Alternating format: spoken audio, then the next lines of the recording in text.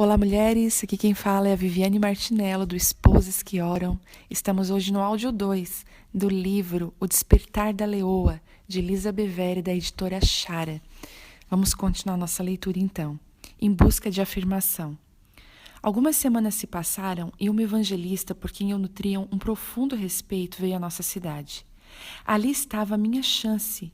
Ela me convidara com uma outra amiga que também estava grávida para almoçarmos com ela. Minha amiga era uma mulher de negócios excepcional, que havia experimentado uma conversão radical e estava sacudindo a Ásia com o Evangelho. Talvez a visão da leoa tenha sido para ela. Decidi levantar casualmente a ideia durante o almoço e ver como ela reagiria. Na data marcada para o nosso almoço, fez um maravilhoso dia de sol na Flórida. Depois que nós três percorremos as ruas por algum tempo, finalmente deixei cair o meu corpo grávido em uma cadeira para almoçar e me perguntei como eu poderia introduzir a leoa naquela conversa de amigas fazendo compras. Mais tarde, enquanto comíamos, a oportunidade surgiu. Minha amiga nos disse que estava esperando uma menina e a evangelista disse que estava animada com a probabilidade de eu ter uma menina também. Mas e se for outro menino? Eu perguntei. Ela ficou perplexa por eu ter levantado essa possibilidade. Afinal, ela raciocinou, eu tinha 3 filhos e John precisava de uma menina para ser o seu xodó. Foi então que decidi contar a história da leoa e a proclamação que ouvi de que teria mais um filho. Não tenho certeza se o que eu disse fez sentido. Na verdade, sei que não fez. Afinal, eu mesma não estava nem um pouco convencida. Sabia que a visão era real, mas em minha apreensão eu ainda não conseguia fazer qualquer relação entre mim e a imagem da leoa. Continuei falando, tentando descrever aquele encontro, mas como poderia esperar que elas entendessem quando eu mesma estava confusa? Minhas divagações se refletiam nos rostos preocupados delas. Percebendo que havia chegado ao impasse, eu parei. Houve uma longa pausa depois disso. Enquanto a evangelista olhava de modo hesitante para mim, finalmente ela perguntou: "Para quando é o seu bebê?" 10 de outubro, respondi timidamente, aliviada por dizer algo que fazia sentido. Reencostando-se, ela sacudiu a cabeça e disse com confiança: Não é possível você ser uma leoa até lá." Eu quis gritar: "Eu concordo!" Mas senti-me ligeiramente ridícula. Apenas concordei com a cabeça.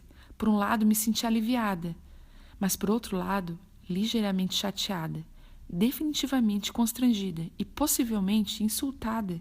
O que ela quis dizer que não é possível você ser uma leoa até lá? Estávamos na primavera e outubro estava mais de 5 meses à frente. Afinal, quanto tempo essa transformação em leoa poderia levar? E por que eu havia contado a minha visão afinal? Deveria ter esperado até descobrir se estava grávida de um menino.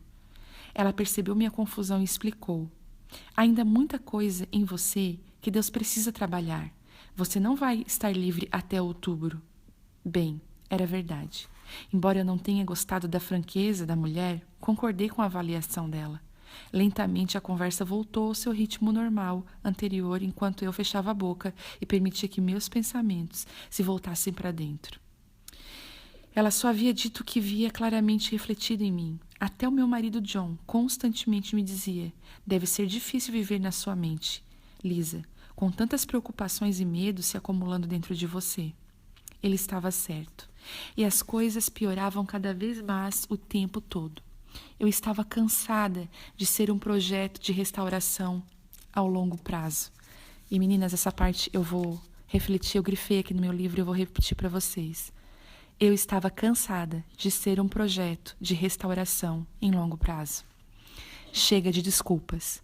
Durante anos eu vinha dando desculpas para mim mesma. Eu era uma sobrevivente de câncer, mãe e dona de casa com um passado problemático que queria apenas sobreviver aos filhos em idade pré-escolar. Seria possível que Deus pensasse que eu estava destinada a mais do que isso? Haveria algo poderoso e ligeiramente feroz esperando para ser despertado dentro de mim? Talvez a coragem me caísse bem, afinal, eu não gostava de aventura quando era jovem.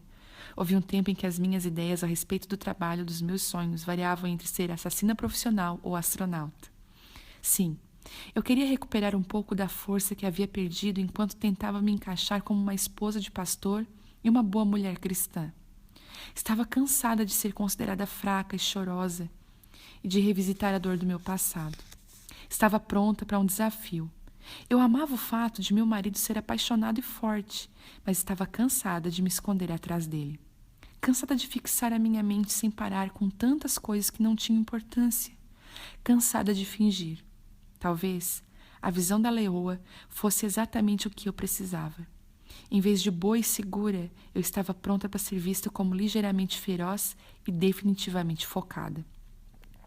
Dirigi para casa após o almoço naquele dia, agarrando o volante com mais força do que o necessário. Estava disposta a experimentar essa sensação de ser leoa na segurança relativa do meu carro. Baixei os vidros, aumentei o volume ao máximo da música cristã contemporânea que tocava no rádio e deixei o vento sacudir a minha juba, no lugar do ar-condicionado. Tudo isso parece um pouco tolice agora, principalmente porque as leoas não possuem jubas. Através das minhas lentes do Ray-Ban, em forma de gato, vi o meu cabelo ondulado iluminado ao espelho lateral. Espere aí, estou vendo o dourado selvagem da leoa nesses cachos. Não vou estar pronta até outubro? Está bem, eu vou lhe mostrar. Sou uma leoa. De alguma forma, a combinação do meu passo em falso no almoço, da avaliação direta da minha amiga e de uma série de eventos não relacionados, uma transformação interessante começou a tomar forma. Foi como se uma crítica severa fosse lançada e um desafio tivesse sido feito.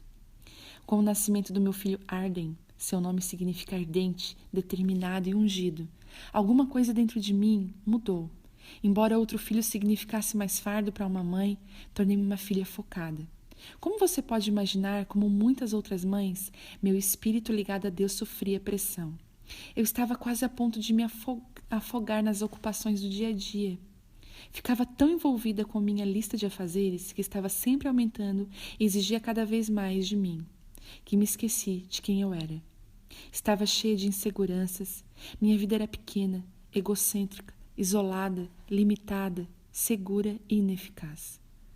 Lembrava-me do meu nome, de com quem eu estava casada e quem eram os meus filhos, mas o que eu fazia e por quem eu era responsável ofuscavam a consciência de ser filha de Deus. Quando comecei a desacelerar, Deus começou a sussurrar força dentro de mim e me chamar por outro nome. Para todos os outros, eu tinha um nome que estava ligado a uma descrição de cargo. Eu era a mãe para os meus filhos, a esposa para o meu marido, a esposa do pastor para a congregação, mas para Deus, o Altíssimo, eu era simplesmente filha. À medida que foquei em apenas ser dele e em tudo o que isso significava, a vida e a força fluíram para dentro dos meus dias e o descanso entrou em minha alma, meu coração se ampliou. Depois do nascimento de Arden, comecei a sair da sombra das minhas inseguranças, dos meus medos, da minha zona de conforto e dos meus fracassos e comecei a entender e a estender a mão a outros.